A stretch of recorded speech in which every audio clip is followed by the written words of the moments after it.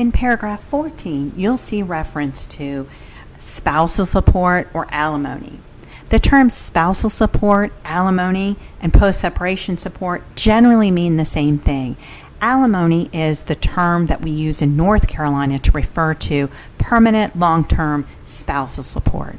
There is a waiver of alimony, and if you and your spouse are agreeing that neither of you is responsible for alimony towards the other one, then you need to include a waiver of alimony in the agreement.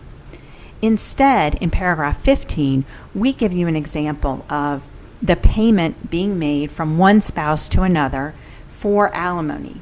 Generally speaking, alimony will be payable until the person receiving it dies, the person receiving it remarries, the person paying it dies, or the person receiving it cohabits as if married. And there is a definition of that under North Carolina law that we use. Then there can be some other time period. It might be that we agree it's 5 years or 10 years or 2 years. You and your spouse can agree on what that term will be. But if you are agreeing to alimony, it's very important that you agree to what is the amount of the alimony, how long will it last, how's it going to be paid? Is it going to be a wire transfer? Is it going to be electronically paid? And what happens if somebody stops paying? Is there going to be any kind of interest due? Or what will the enforcement capabilities be if somebody stops paying?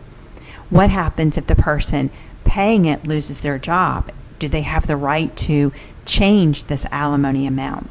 Those are all things that can be agreed in this alimony provision. If they're not specifically stated, then only what is specifically stated will be binding on each of you.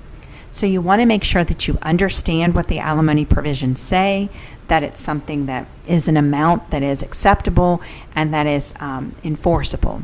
And if you don't agree on alimony and you don't want alimony in the agreement, it is very important that there be a waiver included.